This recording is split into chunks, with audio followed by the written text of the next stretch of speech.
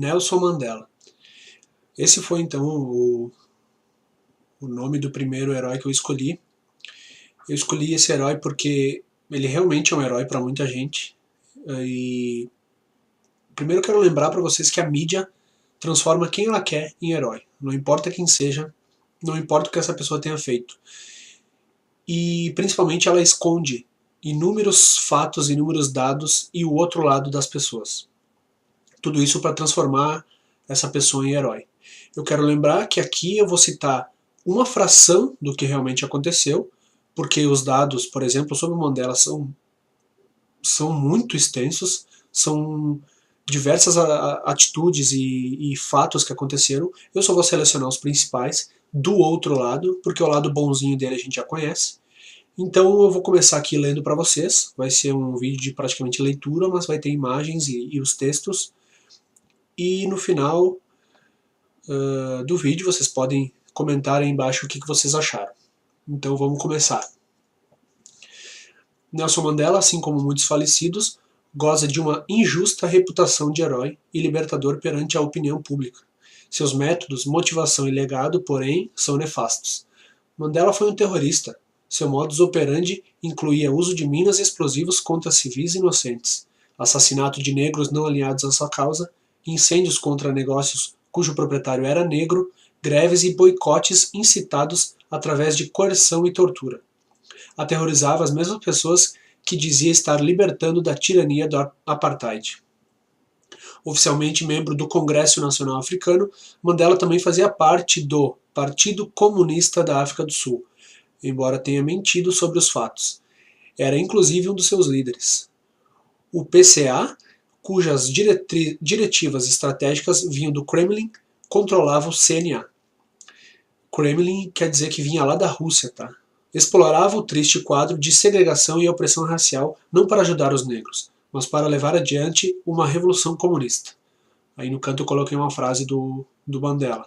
O povo da África do Sul, liderado pelo Partido Comunista, destruirá a sociedade capitalista e construirá no seu lugar o socialismo. Em 1962, Mandela recebeu treinamento militar na Argélia, um dos países onde os membros do CNA recebiam instruções em tática de guerrilha, terrorismo e tortura.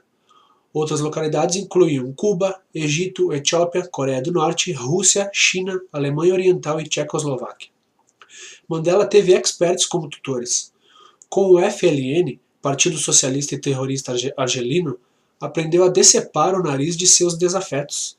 O manejo de explosivos lhe foi ministrado pelo IRA, cuja ligação com o CNA se dava através de Gary Adams, político socialista irlandês. As técnicas de espionagem e interrogatório lhe foram ensinadas pela Stasi, a polícia política da Alemanha Oriental. De acordo com as instruções, os interrogatórios deveriam ser brutais, contra qualquer um que fosse minimamente suspeito de trair os dogmas do partido. Mandela foi um bom aluno e aprendeu bem as lições. A maior parte das técnicas brutais foi aplicada contra negros suspeitos de traição. O CNA mantinha um centro de detenção conhecido como 4 em Angola, onde milhares de negros, muitos deles adolescentes, foram torturados e mortos. Em 62, Mandela foi capturado em uma fazenda nos arredores de Joanesburgo, de posse de granadas de mão, minas terrestres antipessoais e detonadores. Muitos dos explosivos estavam disfarçados de objetos corriqueiros, como caixas de fruta e potes de alimento. Os planos terroristas de Mandela, expostos mais tarde, incluíam a colocação desses artefatos em locais movimentados de forma a maximizar os danos. Em julho do ano seguinte, a polícia efetuou novas buscas e detenções, e teve o início o famoso julgamento de Rivonia, onde 10 líderes do CNA foram julgados por 221 atos de sabotagem. Embora a ONU diga que Mandela era um prisioneiro político, a Anistia Internacional afirmou claramente que ele foi condenado por seus atos de violência, tais como terrorismo e até por contrabando de minas terrestres. Mandela disse: o movimento comunista ainda enfrenta inimigos poderosos que devem ser completamente esmagados e varridos da face da terra antes que o mundo comunista possa se concretizar. Ao ser condenado, depois de preso, Mandela proferiu o discurso "Estou preparado para morrer", no qual negava a influência socialista sobre suas ações e dizia lutar pelos direitos dos negros. O discurso foi escrito a várias mãos e editado por um jornalista profissional. Tratava-se de uma propaganda enganosa, conduzida por diversos canais de esquerda para angariar simpatia. Apesar de tais afirmações soarem como teoria conspiratória de extremistas da direita, elas foram confirmadas por diversos membros não marxistas do CNA, que acusaram Mandela de ter sequestrado a causa anti-apartheid, submetendo-a à agenda de Moscou. Cabe ressaltar que todos os integrantes do PCA também faziam parte do CNA. Em 82, Mandela foi transferido para a prisão Pollsmoor, na cidade do Cabo.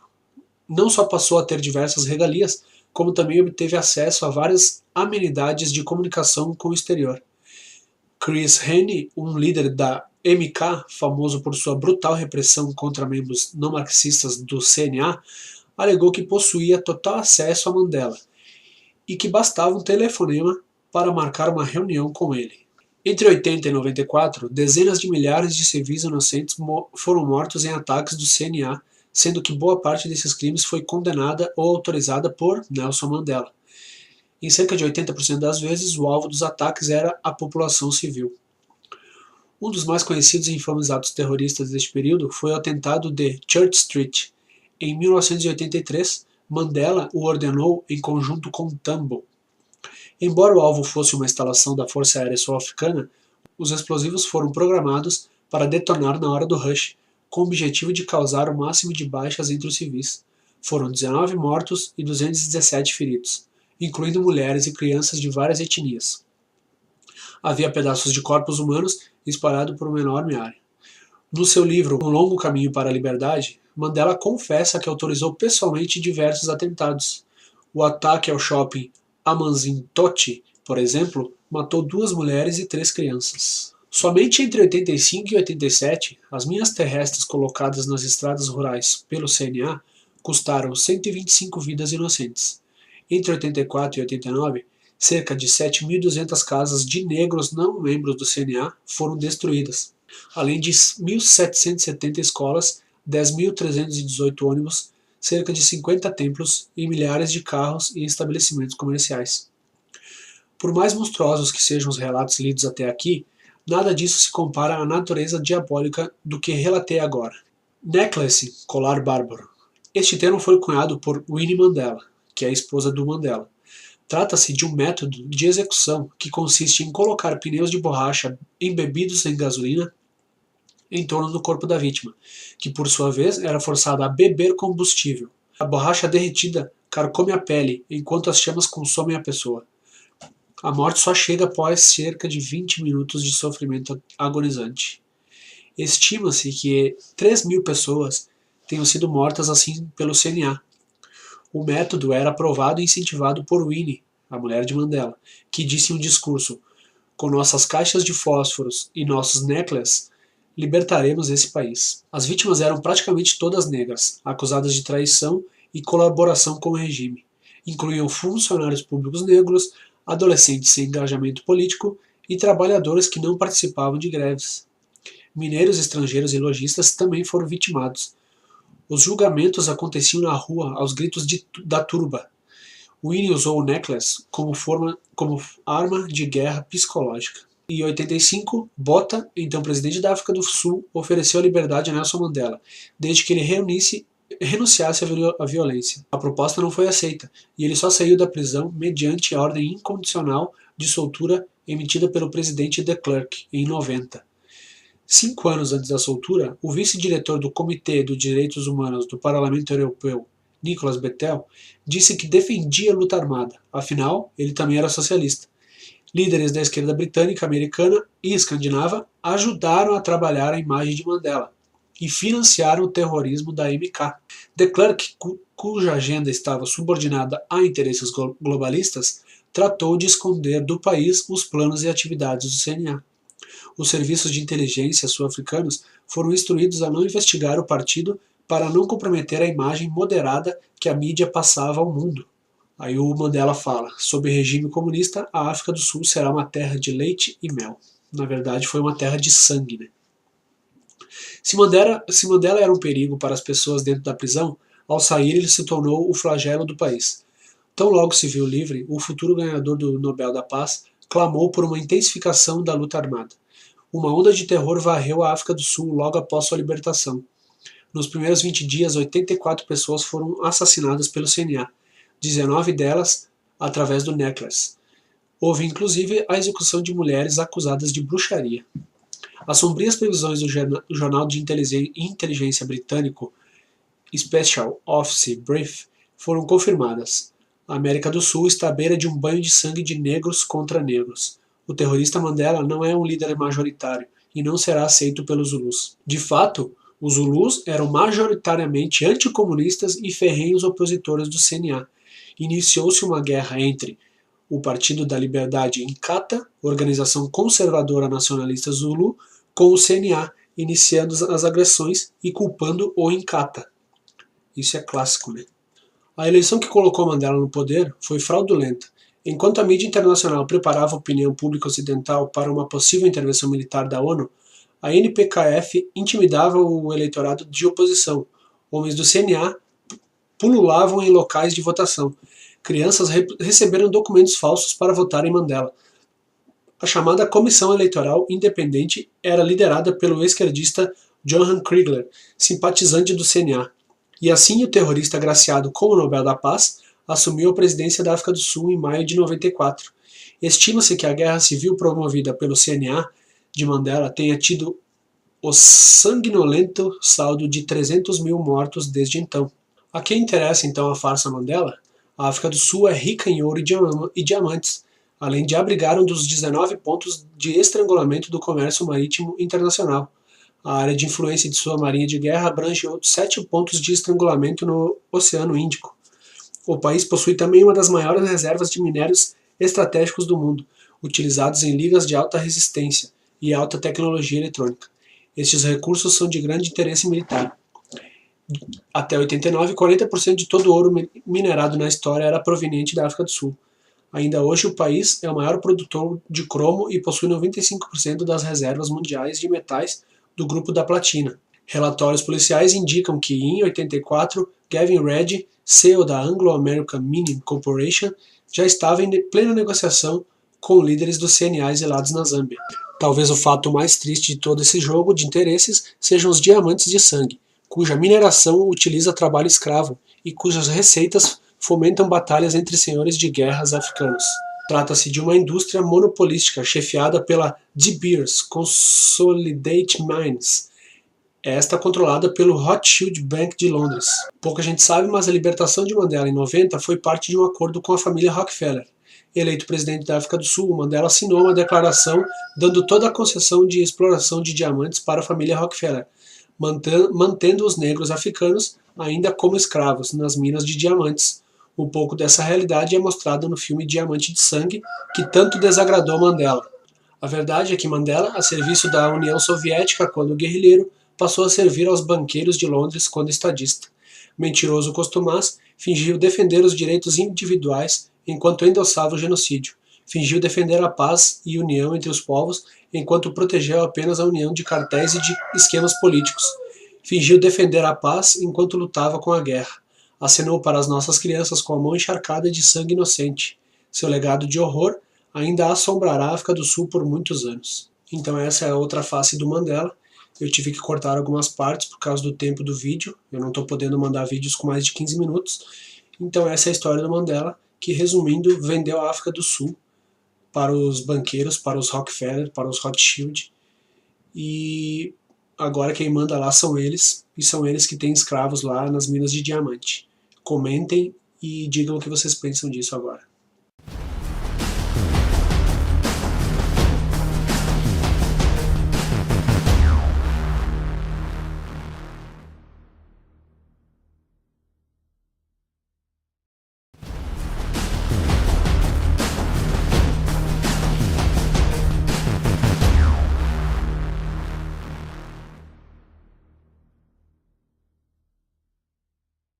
Nelson Mandela. Esse foi então o nome do primeiro herói que eu escolhi. Eu escolhi esse herói porque ele realmente é um herói para muita gente. E primeiro eu quero lembrar para vocês que a mídia transforma quem ela quer em herói. Não importa quem seja, não importa o que essa pessoa tenha feito. E principalmente ela esconde inúmeros fatos, inúmeros dados e o outro lado das pessoas. Tudo isso para transformar essa pessoa em herói. Eu quero lembrar que aqui eu vou citar uma fração do que realmente aconteceu, porque os dados, por exemplo, sobre o Mandela são muito extensos, são diversas atitudes e fatos que aconteceram. Eu só vou selecionar os principais do outro lado, porque o lado bonzinho dele a gente já conhece. Então eu vou começar aqui lendo para vocês. Vai ser um vídeo de praticamente leitura, mas vai ter imagens e os textos. E no final do vídeo vocês podem comentar aí embaixo o que vocês acharam. Então vamos começar. Nelson Mandela, assim como muitos falecidos, goza de uma injusta reputação de herói e libertador perante a opinião pública. Seus métodos, motivação e legado, porém, são nefastos.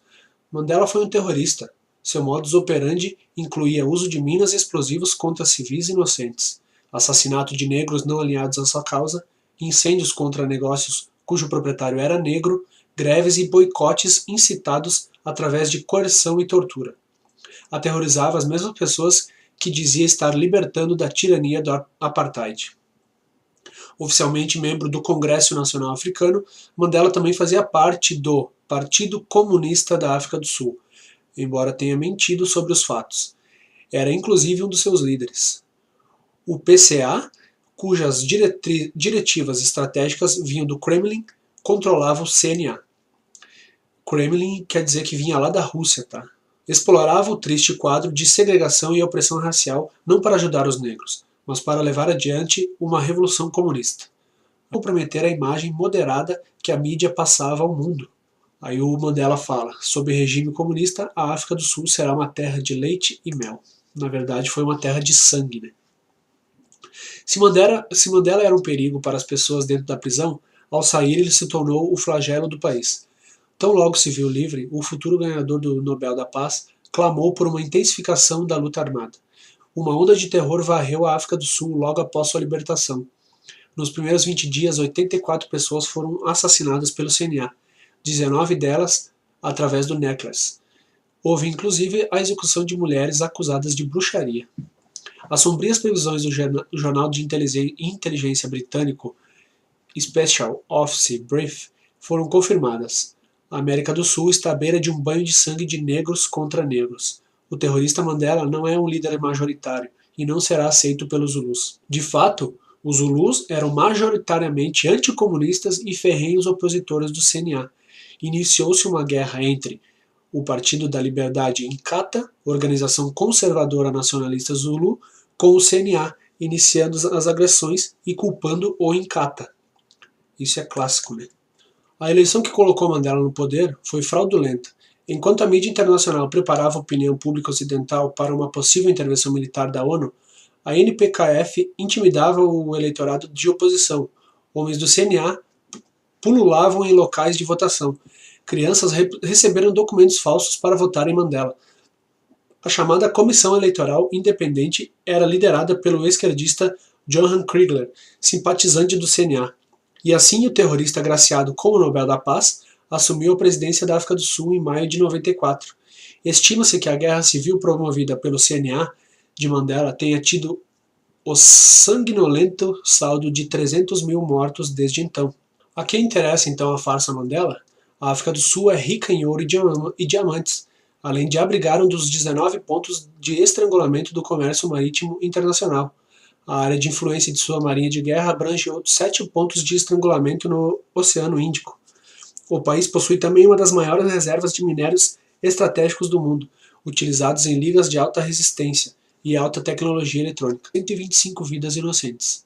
Entre 84 e 89, cerca de 7.200 casas de negros não membros do CNA foram destruídas, além de 1.770 escolas, 10.318 ônibus, cerca de 50 templos e milhares de carros e estabelecimentos comerciais.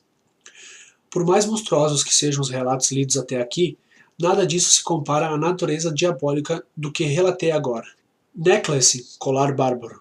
Este termo foi cunhado por Winnie Mandela, que é a esposa do Mandela, Trata-se de um método de execução que consiste em colocar pneus de borracha embebidos em gasolina em torno do corpo da vítima, que por sua vez era forçada a beber combustível. A borracha derretida carcome a pele, enquanto as chamas consomem a pessoa. A morte só chega após cerca de 20 minutos de sofrimento agonizante. Estima-se que 3.000 pessoas tenham sido mortas assim pelo CNA. O método era aprovado e incentivado por Winnie, a mulher de Mandela, que disse em um discurso: "Com nossas caixas de fósforos e nossos necklaces, libertaremos esse país." As vítimas eram praticamente todas negras, acusadas de traição e colaboração com o regime. Incluíam funcionários públicos negros, adolescentes sem engajamento político e trabalhadores que não participavam de greves. Mineiros estrangeiros e lojistas também foram vitimados. Os julgamentos aconteciam na rua aos gritos da turba. Winnie usou o necklace como arma de guerra psicológica. Em 85, Botha, então presidente da África do Sul, ofereceu a liberdade a Nelson Mandela, desde que ele renunciasse à violência. A proposta não foi aceita, e ele só saiu da prisão mediante a ordem incondicional de soltura emitida pelo presidente de Klerk, em 90. 5 anos antes da soltura, o vice-diretor do Comitê dos Direitos Humanos do Parlamento Europeu, Nicolas Bettel, disse que defendia a luta armada, afinal, ele também era socialista. Líderes da esquerda britânica, americana e escandinava ajudaram a trabalhar a imagem de Mandela e financiaram o terrorismo da MK. De Klerk, cuja agenda estava subordinada a interesses globalistas, tratou de esconder do país os planos e atividades do CNA. Os serviços de inteligência sul-africanos foram instruídos a não investigar o partido para não... E no canto eu coloquei uma frase do Mandela: "O povo da África do Sul, liderado pelo Partido Comunista, destruirá a sociedade capitalista e construirá no seu lugar o socialismo." Em 1962, Mandela recebeu treinamento militar na Argélia, um dos países onde os membros do CNA recebiam instruções em tática de guerrilha, terrorismo e tortura. Outras localidades incluíam Cuba, Egito, Etiópia, Coreia do Norte, Rússia, China, Alemanha Oriental e Tchecoslováquia. Mandela teve experts como tutores. Com o FLN, Partido Socialista e Terrorista Argelino, aprendeu a decepar o nariz de seus desafetos. O manejo de explosivos lhe foi ministrado pelo IRA, cuja ligação com o CNA se dava através de Gary Adams, político socialista irlandês. As técnicas de espionagem e interrogatório lhe foram ensinadas pela Stasi, a polícia política da Alemanha Oriental. De acordo com as instruções, os interrogatórios deveriam ser brutais, contra qualquer um que fosse minimamente suspeito de trair os dogmas do partido. Mandela foi um bom aluno e aprendeu bem as lições. A maior parte das técnicas brutais foi aplicada contra negros suspeitos de traição. O CNA mantinha um centro de detenção conhecido como Quatro, em Angola, onde milhares de negros, muitos deles adolescentes, foram torturados e mortos. Em 62, Mandela foi capturado em uma fazenda nos arredores de Joanesburgo, de posse de granadas de mão, minas terrestres antipessoais e detonadores. Muitos dos explosivos estavam disfarçados de objetos corriqueiros, como caixas de fruta e potes de alimento. Os planos terroristas de Mandela, expostos mais tarde, incluíam a colocação desses artefatos em locais movimentados de forma a maximizar os danos. Em julho do ano seguinte, a polícia efetuou novas buscas e detenções, e teve o início o famoso julgamento de Rivonia, onde 10 líderes do CNA foram julgados por 221 atos de sabotagem. Embora a ONU diga que Mandela era um prisioneiro político, a Anistia Internacional afirmou claramente que ele foi condenado por seus atos de violência, tais como terrorismo e até por contrabando de minas terrestres. Mandela disse: "O movimento comunista ainda enfrenta inimigos poderosos que devem ser completamente esmagados e varridos da face da terra antes que o mundo comunista possa se concretizar." Ao ser condenado, depois de preso, Mandela proferiu o discurso "Estou preparado para morrer", no qual negava a influência socialista sobre suas ações e dizia lutar pelos direitos dos negros. O discurso foi escrito a várias mãos e editado por um jornalista profissional. Tratava-se de uma propaganda enganosa, conduzida por diversos canais de esquerda para angariar simpatia. Apesar de tais afirmações soarem como teoria conspiratória de extremistas da direita, elas foram confirmadas por diversos membros não marxistas do CNA, que acusaram Mandela de ter sequestrado a causa anti-apartheid, submetendo-a à agenda de Moscou. Cabe ressaltar que todos os integrantes do PCA também faziam parte do CNA. Em 82, Mandela foi transferido para a prisão Pollsmoor, na cidade do Cabo. Não só passou a ter diversas regalias, como também obteve acesso a várias amenidades de comunicação com o exterior. Chris Hani, um líder da MK, famoso por sua brutal repressão contra membros não marxistas do CNA, alegou que possuía total acesso a Mandela e que bastava um telefonema para marcar uma reunião com ele. Entre 80 e 94, dezenas de milhares de civis inocentes foram mortos em ataques do CNA, sendo que boa parte desses crimes foi condenada ou autorizada por Nelson Mandela. Em cerca de 80% das vezes, o alvo dos ataques era a população civil. Um dos mais conhecidos e infames atos terroristas deste período foi o atentado de Church Street. Em 1983, Mandela o ordenou em conjunto com Tambo. Embora o alvo fosse uma instalação da Força Aérea Sul-Africana, os explosivos foram programados para detonar na hora do rush, com o objetivo de causar o máximo de baixas entre os civis. Foram 19 mortos e 217 feridos, incluindo mulheres e crianças de várias etnias. Havia pedaços de corpos humanos espalhados por uma enorme área. No seu livro Um Longo Caminho para a Liberdade, Mandela confessa que autorizou pessoalmente diversos atentados. O ataque ao shopping Amanzimtoti, por exemplo, matou 2 mulheres e 3 crianças. Somente entre 85 e 87, as minas terrestres colocadas nas estradas rurais pelo CNA custaram